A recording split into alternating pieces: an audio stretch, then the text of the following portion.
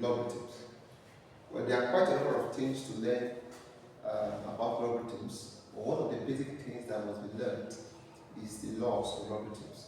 So the moment you understand the concept of the law of logarithms, it's easy to navigate your way around questions that pertain to logarithms.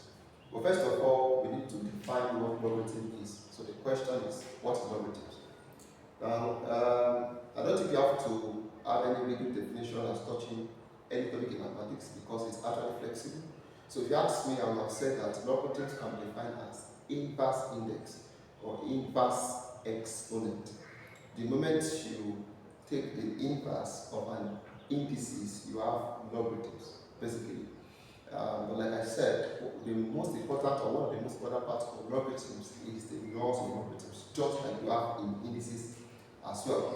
So I'm going to be naming my laws for the purpose of comprehension, so that you can be able to comprehend it easily. So the first thing is the first law. I call it the law 1. I call the law additional law. I call it additional law. That is when we have the logarithms of A plus the logarithms of B. It's equal to the logarithms of A multiplied by B. And so meaning that if you are given something like, say, logarithms of, let us say, 5 plus the logarithms of, let us say, 4, it means to become the logarithms of 4 times, or better still, 5 times 4. So this should be noted. This should be noted. Then the second thing law is called or I call it the subtraction law. The subtraction law, where I have the logarithms of A minus the logarithms of B to be equal to the logarithms of A all over B.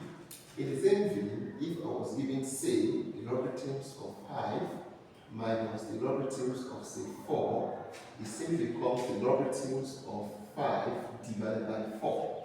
So from here you can see that what we do in logarithms is we basically thrive on our knowledge of the laws of logarithms. So number 3, I call it one law. Yes, one law. That is, the logarithms of 1 base anything as base in B gives you 0, apart from except when your A is equal to 0. But log 1 is anything gives you 0. And log 4, we have, I call it identical law. Yes, identical law. I call it that. It's not in any textbook as it will be, meaning that if I have the logarithms of A base A, it becomes 1. Meaning, when I have logarithms of anything base anything, this means what? The same base and the same log. For instance, if you have the logarithms of 5 base 5, it simply gives you 1. Log 2 base 2, log 4 base 4, log 10 base 10. The moment the base and the log are the same, then your outcome becomes 1. Then number 5, I call it power law actually. Maybe I call it power law 1.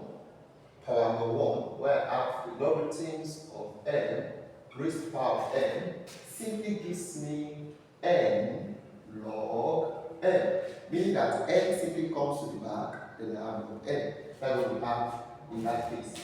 Then for instance, if you are given, say, the logarithms of 3 raised to the power 2, it simply becomes 2 log 3. That's how simply it looks like. I just need to know the laws, then I can easily try with any question. The 6th one, I call it power law 2. Yes, power law 2. Yes, under the power law 2, imagine you have, say, log A and n raised to the power n. This time, n is coming from the base. The power of the base is coming to the back. So it systematically becomes 1 over n log A base n. So in the same instance, imagine you have the logarithms of 3 and 5 raised to the power 2. It simply becomes 1 over 2 logarithms of 3 base 5. Actually. Then also imagine that look at rule 7. I call it base law. Actually, I call it base law.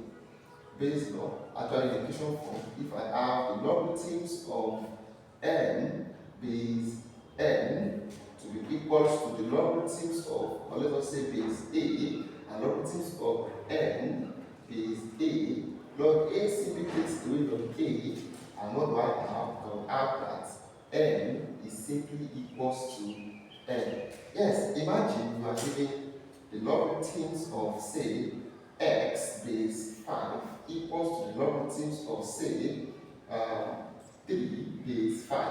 Log 5 simply take away log 5 so that your x simply becomes 3. That means it becomes the long run. Also, I call this one reciprocal law. I call it reciprocal law. And that's because the logarithms of a base b is the same thing as 1 over the logarithms of b base a. So therefore, the logarithms of a base b multiplied by the logarithms of b base a equals to 1, actually, because of the reciprocal law. Meaning that if I have the logarithms of 5, say base 7, is the same thing as 1 over what? Logarithms of 7 base 5. Actually. Then, number 9, and I call this equation law. I call it equation law. Yes, equation law. And that is if you are given, say you are given that the logarithms of a base b equals to x. If this turns out to be that a is now equals to this b goes and carry x up, so b always about x. So for instance, you have the logarithms of, let us say, let's say 5 base x equals to 2. This just becomes x always power 2 equals to 5. It becomes a quadratic equation in that instance, the moment it's being done. So look at number 10. I call it, I call this equation, but I also call one fractional law. Yes, fractional law. Under the fractional law, you know that the logarithms of what? Of a, b is the same thing as the logarithms of log a over log b. Now note, whenever the logarithm, the base of a log is not written, it simply means it is base 10. If it were to be other base apart from base 10, it will be indicated. So let's assume that here is base c and base c. It doesn't matter actually, but the point is it can split up because that is the law, the fractional law. Yeah, the last one too, I still call it equation law 2. Now don't forget I said this is my attempt to append it into these laws so that you can easily know them and comprehend them as it were. So the next one I call it equation law 2. Imagine you have the logarithms of a base b to be equal to the logarithms of c base d. A simply becomes b all raised to the power of log c base d. Yes, a simply becomes this. So all of these are the laws that are peculiar to logarithms. And the moment these laws are known, the logarithms becomes easy eventually. So my admonition to you now is to study these laws and try to look for questions that you can apply this law to. So thank you so much for being a part of this class.